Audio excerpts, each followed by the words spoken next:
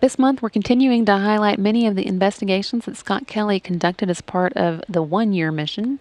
And today we're looking at one called the Reaction Self-Test, where astronauts take a 5-minute test to see how different factors, including fatigue, can affect their job performance. It's a similar problem for folks here on Earth, like airline pilots, truck drivers, and shift workers, who may work up to 16 hours per day or more than 6 consecutive days without a day off of rest. My colleague Lori Meggs caught up with the principal investigator of this experiment to learn more. Well, we've been trying to understand, with a particular focus on, are they sleeping? How much are they sleeping? What's the quality of that sleep? What is their workload like from their own perception? And what are their moods like? Ranging from how fatigued are they to what's the quality of their sleep to what's their physical exhaustion to what's their stress like, and we're trying to and their tiredness, sleepiness. We're trying to understand what they're experiencing, and particularly as it relates to sleep-wake patterns in space flight, and then workload as well, which is another kind of fatigue, right, if you work too hard or too long, in addition to not getting enough sleep. And then what that looks like as they go through the mission. We're actually studying them well before the mission, right up to the mission and the launch, then throughout the mission, and then we study them again for another month after the mission.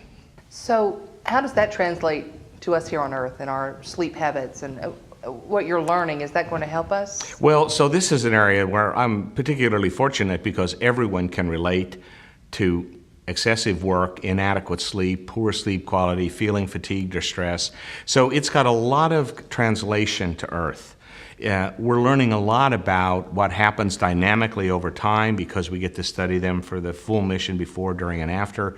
But we're using tools that we know are sensitive on Earth to schedules that are too difficult or challenging, whether they're the schedules of physicians in training or truck drivers or airline pilots. So these tools generalize nicely to data that we have from populations on Earth that are also generally populations that are engaged in what we call safety-sensitive work. That is to say, if you're not alert and able to fly an airplane or drive a truck or treat a patient, et cetera, whether a nurse or a doctor, then there's a risk. And astronauts are in the same situation. They're in a risky environment, even more so than these other occupations, and it's 24/7.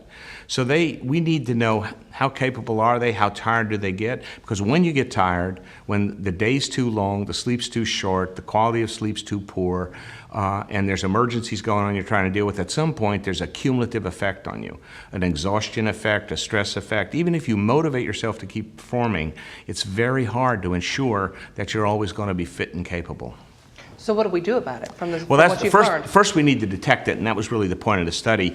Part of what NASA's interested in is whether this software on these computers can be used periodically by the flight docs to just check an astronaut. In the study, we actually have to ask the astronauts to do it every 4 days, so we get the database of normative data that we need to be able to judge what's normal in space and what isn't, and what the relationships are. So if the sleep's getting shorter in space, down 6 hours or less, 5 hours or 4 a night, then we ought to see changes on the psychomotor vigilance attention task, and we do. And we see that on Earth, and now we've seen it in space. So the point is that we're showing that the same phenomena are present in spaceflight, but then there are additional phenomena that are occurring in spaceflight, and we'd love to know more about how those are influencing the overall fatigue, alertness, performance matrix. So part of your study, you actually get to go beyond 6 months, 1 year. That's true, and the opportunity to be able to study both an American astronaut and a Russian cosmonaut in the one-year study was extremely important for the measures we were taking. We're very much interested in understanding the dynamics of behavior as things get longer, and most people on Earth can relate to this. You know, it's one thing when your job is very challenging and you got a goal in mind and everybody at the workplace is working for the goal, and at the end of the month it's done. It's quite another when the goal keeps getting pushed back and the pace of work can vary greatly and is often very high tempo, and there's unpredictability in what will happen. And those sorts of things occur in space flight. So, a piece of equipment will break, or there has to be a spacewalk, or suddenly they change the operations. You got to do a slam shift now, and you didn't have to yesterday, and you hadn't prepared for that. And so there are these unexpected things that occur in space flight, and it's important to be able to look at what that's like when they get out even longer. And then just time itself. Time spent in space. Are they having more and more difficulty sleeping? Are they having more and more difficulty, regulating mood or their feelings? Do they feel the workloads escalating? Are their stress levels, as they report them, going up or down? So it was an important opportunity, and then their cognitive functions, to just confirm, even if it turned out we found absolutely no change, that would be hugely valuable. In this area, it's a sensitive area we study. We're talking about the brain and behavior and moods and all that private stuff, stress, that most of us would prefer to keep quiet or between us and our friends or our spouse. But it is an essential thing to know it in the astronauts, and God bless them, they've been very good about giving us that data.